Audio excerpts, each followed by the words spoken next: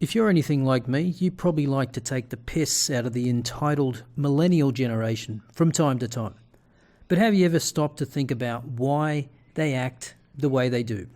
Well, this week's Lazy Sunday Upload speaker, Simon Sinek, has, and he offers some explanations for millennial behaviour and some solutions to help them. Now, I don't want to give too much away about this talk, but around the 11 to 12 minute mark, Sinek gets into whose responsibility it is for the millennials' disposition and who it is that should be responsible for helping them change, which I personally had some problems with. And it'll be interesting to see what your reactions are in the comments section.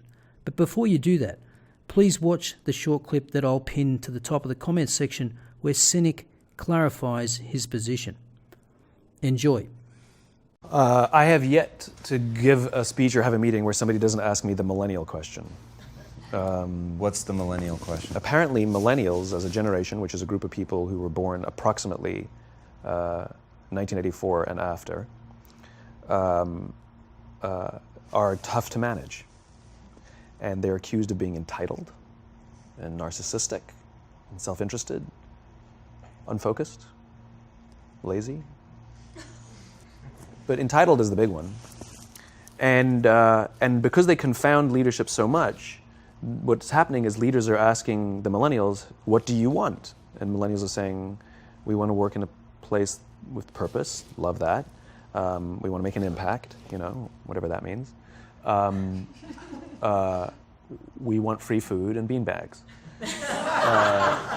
And so somebody articulates some sort of purpose, there's lots of free food and there's beanbags, and yet for some reason, they're still not happy.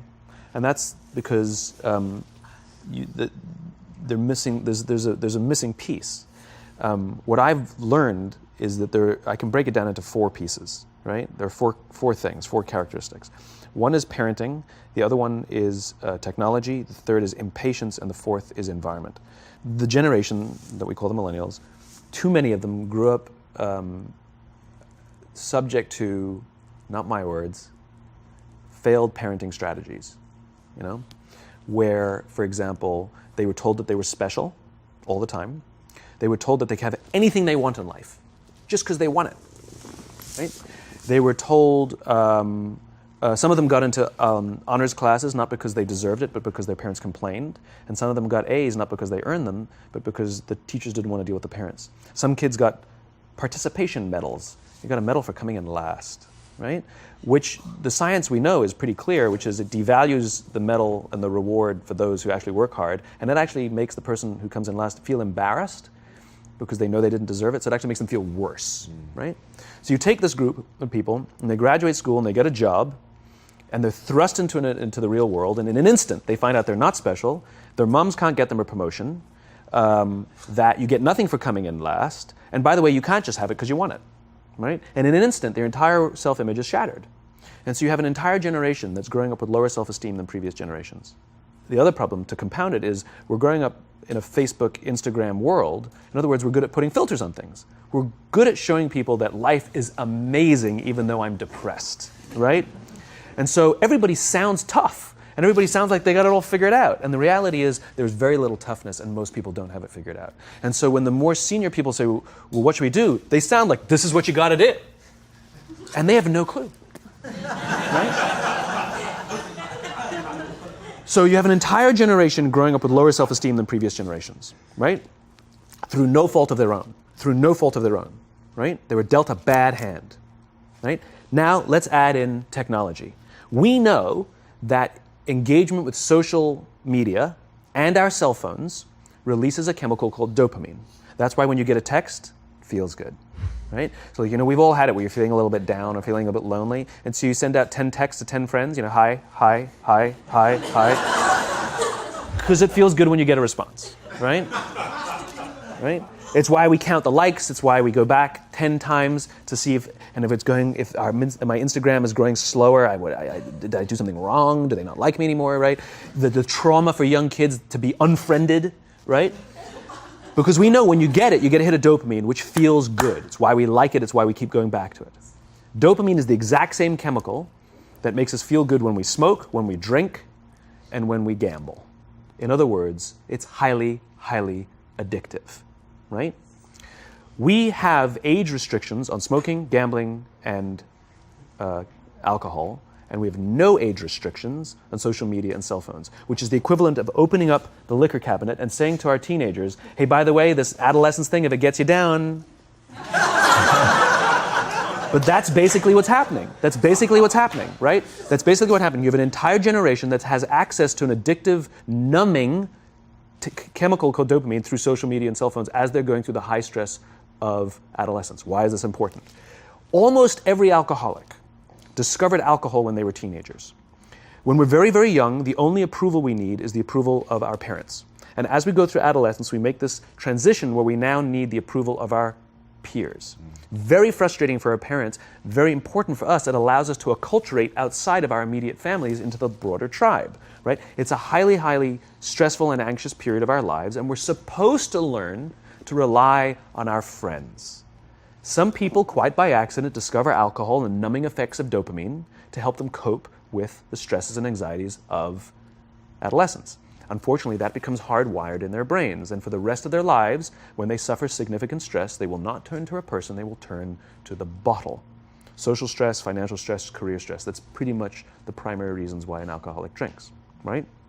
What's happening is because we're allowing unfettered access to these dopamine-producing devices and media, basically it's becoming hardwired, and what we're seeing is as they grow older, too many kids don't know how to form deep, meaningful relationships. Their words, not mine. They will admit that many of their friendships are superficial. They will admit that their friends, that they don't count on their friends, they don't rely on their friends, they have fun with their friends, but they also know that their friends will cancel on them if something better comes along. Deep, meaningful relationships are not there because they never practice the skill set, and worse, they don't have the coping mechanisms to deal with stress. So when significant stress starts to show up in their lives, they're not turning to a person, they're turning to a device, they're turning to social media, they're turning to these things which offer temporary relief. We know, the science is clear, we know that people who spend more time on Facebook suffer higher rates of depression than people who spend less time on Facebook, right? These things balanced. Alcohol is not bad, too much alcohol is bad. Gambling is fun, too much gambling is dangerous, right? There's nothing wrong with social media and cell phones. It's the imbalance, right? If you're sitting at dinner with your friends and you're texting somebody who's not there, that's a problem. That's an addiction. If you're sitting in a meeting with people you're supposed to be listening to and speaking, and you put your phone on the table, face up or face down, I don't care, that sends a subconscious message to the room that you're just not that important to me right now, right?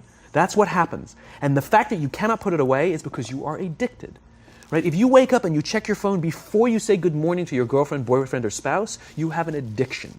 And like all addiction, in time, it'll destroy relationships, it'll cost time, and it'll cost money, and it'll make your life worse, right?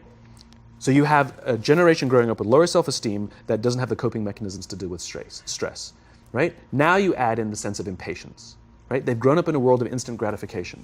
You want to buy something, you go on Amazon, it arrives the next day. You want to watch a movie? Log on and watch a movie. You don't check movie times. You want to watch a TV show? Binge. You don't even have to wait week to week to week, right? I know people who skip seasons just so they can binge at the end of the season, right? Instant gratification. You want to go on a date? You don't even have to learn how to be like, hey. You don't even have to learn and practice that skill. You don't have to be the uncomfortable one who says yes when you mean no and says no when you mean no and yes when you... You don't have to swipe right. Bang, I'm a stud. Right? You don't have to learn the social coping mechanisms, right? Everything you want, you can have instantaneously. Everything you want, instant gratification. Except job satisfaction and strength of relationships, there ain't no app for that. They are slow, meandering, uncomfortable, messy processes. And so I keep meeting these wonderful, fantastic, idealistic, hardworking, smart kids. They've just graduated school. They're in their entry-level job. I sit down with them and I go, how's it going? They go, I think I'm going to quit. I'm like, why? They're like, I'm not making an impact. I'm like, you've been here 8 months. You know? It's as if they're standing at the foot of a mountain and they have this abstract concept called impact that they want to have in the world, which is the summit. What they don't see is the mountain. I don't care if you go up the mountain quickly or slowly, but there's still a mountain. And so what this young generation needs to learn is patience. That some things that really, really matter, like love, or job fulfillment, joy, love of life, self-confidence, a skill set, any of these things, all of these things take time.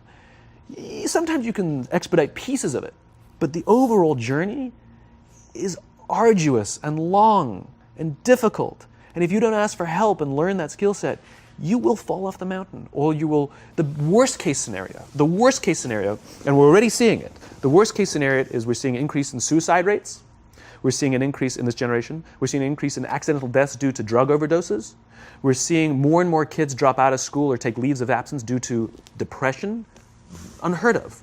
These are all, this is really bad. The best case scenario, those are all bad cases, right?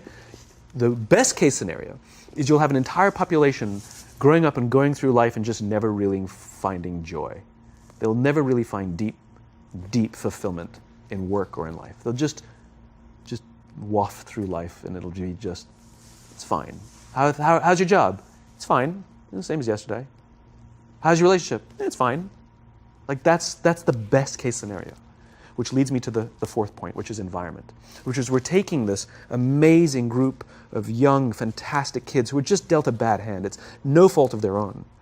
And we put them in corporate environments that care more about the numbers than they do about the kids. They care more about the short-term gains than the long-term life of this young human being.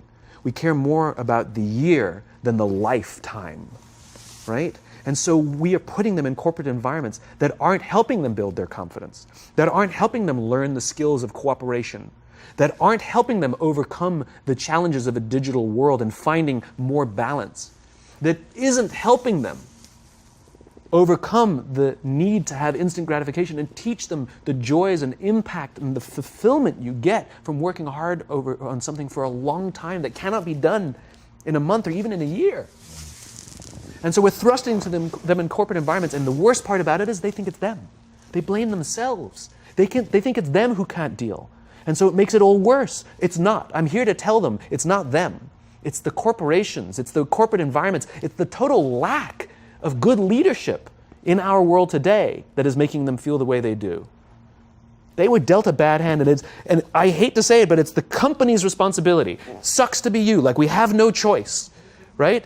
This is what we got, and I wish that society and their parents did a better job. They didn't. So we're getting them in our companies, and we now have to pick up the slack. We have to work extra hard to figure out the ways that we build their confidence. We have to work extra hard to find ways to teach them the social skills that they're missing out on. There should be no cell phones in conference rooms. None. Zero. And I don't mean the kind of like sitting outside waiting to text. I mean like when you're sitting and waiting for a meeting to start, this is what we all do. We all sit here and wait for the meeting to start. Meeting starting? Okay. And we start the meeting. No, that's not how relationships are formed. Remember we talked about it's the little things? Relationships are formed this way. We're waiting for a meeting to start and we go, how's your dad? I heard he was in the hospital. Oh, he's really good. Thanks for asking. He's actually at home now. Oh, I'm really glad. It was really amazing. I know, it was really scary for a while. That's how you form relationships. Hey, did you ever get that report done? Oh my God, no, I didn't. I'll help you out. Can I help you out with that? Really? That's how trust forms. Trust doesn't form at an event in a day. Even bad times don't form trust immediately. It's the slow, steady consistency. And we have to create mechanisms where we allow for those little innocuous interactions to happen. But when we allow cell phones in conference rooms, we just, okay, have the meeting. And then my favorite is like when there's a cell phone there and you go like this, you go. It rings and you go. I'm not going to answer that. Like, Mr. Magnanimous, you know? When you're out for dinner with your friends, like I do this with my friends. When we're going out for dinner and we're leaving together, we'll leave our cell phones at home. Who are we calling? Maybe one of us will bring a phone in case we need to call an Uber or take a picture of our meal. That goes without saying, come on. I'm an idealist, but I'm not insane. You know? Not a heathen. I mean, it looked really good. We'll take one phone. And so it's like an alcoholic. The reason you take the alcohol out of the house is because we cannot trust our willpower. We're just not strong enough. But when you remove the temptation, it actually makes it a lot easier. And so when you just say, don't check your phone, people literally will go like this. And somebody will go to the bathroom, and what's the first thing we do? Grab the phone. Because I wouldn't want to look around the restaurant for a minute and a half, you know? But if you don't have the phone, you just kind of enjoy the world. And that's where ideas happen. The constant engagement is not where you have innovation and ideas. Ideas happen when our minds wander and we go, and you see something, I bet they could do that. That's called innovation, right? But we're taking away all those little moments, right? You should not, and none of us should charge our phones by our beds. We should be charging our phones in the living rooms, right? Remove the temptation. You wake up in the middle of the night because you can't sleep, you won't check your phone, which makes it worse. But if it's in the living room, it's relaxed, it's fine. But it's my alarm clock. Buy an alarm clock. They cost $8, right? I'll buy you an alarm, right? But the point is we now, in industry, whether we like it or not, we don't get a choice.